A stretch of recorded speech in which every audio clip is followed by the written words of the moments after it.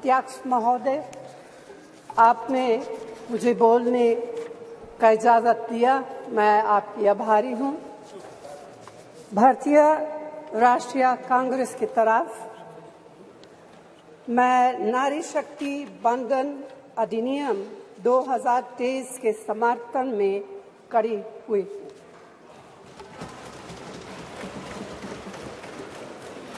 धुएं से भरी हुई रसोई से लेकर रोशनी से जगमगाती हुई स्टेडियम तक भारत की स्त्री का सफर बहुत लंबा है, लेकिन आखिरकार उसने मंजिल को छू लिया है।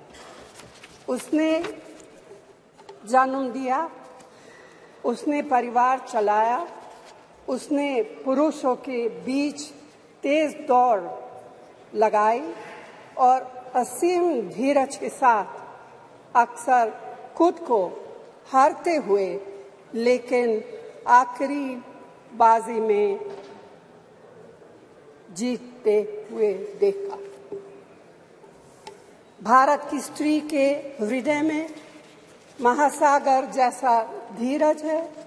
उसने खुद के साथ हुई बेईमानी की शिकायत नहीं की और सिर्फ अपने फायदे के बारे में कभी नहीं सोचा।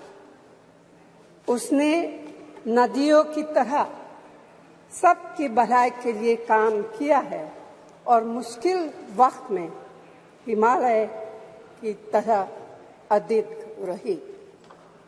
स्त्री के धैर्य का अंदाज लगाना नामुमकिन है।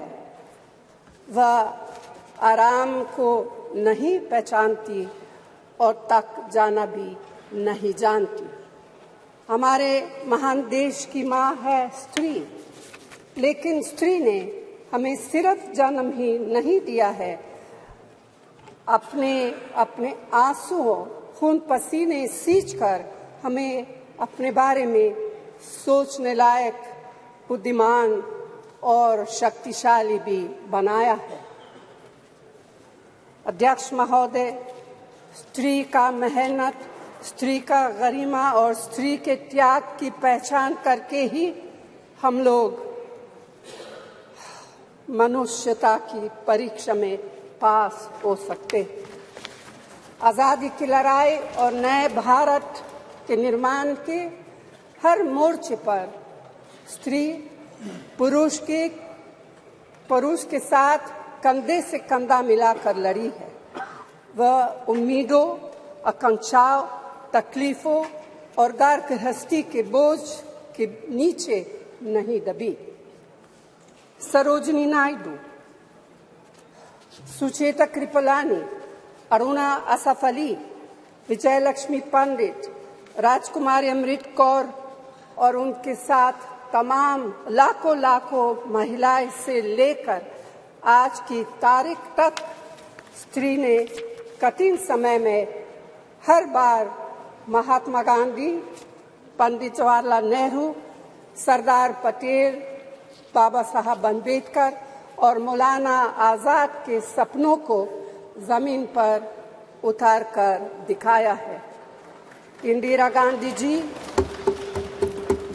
गांधी जी का व्यक्तित्व इस सिलसिले में एक बहुत ही रोशन और जिंदा मिसाल है। अध्यक्ष महोदय, खुद मेरी जिंदगी का यह बहुत मार्मिक क्षण है। पहली दफा स्थानीय निकायों में स्त्री की भागीदारी तय करने वाला संविधान संशोधन मेरे जीवन साथी राजीव गांधी जी ही लाए थे। उन्होंने लाए थे जो राज्यसभा में 7 वोटों से गिर गया था। बाद में प्रधानमंत्री पीवी नरसिम्हा राव जी के नेतृत्व में कांग्रेस सरकार ने ही उसे पारित कराया। आज उसी का नतीजा है कि देश भर के स्थानीय निकायों के जरिए हमारे पास 15 लाख चुनी हुई महिला नेता है। राजीव गांधी जी का सपना अभी तक आधा ही पूरा हुआ है। इस बिल के पारित होने के साथ ही वह पूरा होगा। अध्यक्ष महोदय, कांग्रेस पार्टी इस बिल का समर्थन करती है। हमें इस बिल के पास होने से खुशी है, मगर इसके साथ साथ एक चिंता भी है। मैं एक सवाल पूछना चाहती हूँ। पिछले 13 वर्षों से भारतीय स्त्रियां अपनी राजनीतिक जिम्मेदारी का इंतजार कर रही हैं और अब उन्हें कुछ वर्ष और इंतजार करने के लिए कहा जा रहा है। कितने वर्ष? 2 वर्ष, 4 वर्ष, 6 वर्ष, 8 वर्ष? क्या भारत की स्त्रियों के साथ बर्ताव उचित है? भारतीय राष्ट्रीय कांग्रेस की मांग है कि यह बिल फौरन अमल में लाया जाए, लेकिन इसके साथ ही कास्ट सेंसस कराकर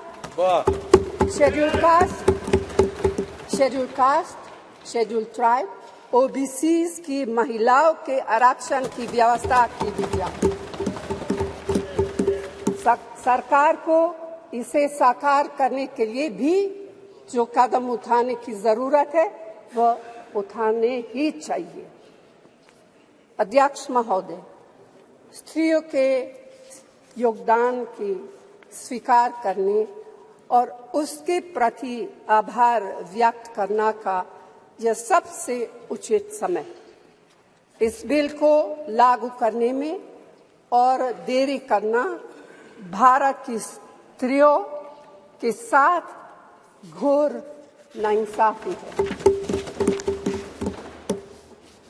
भारतीय राष्ट्रीय कांग्रेस की तरफ से मैं आपके द्वारा सरकार से मांग करती हूं कि नारी शक्ति बंधन अधिनियम 2023 को उसके रास्ते की सारी रुकावटों को दूर करते हुए जल्दी से जल्दी लागू किया जाए।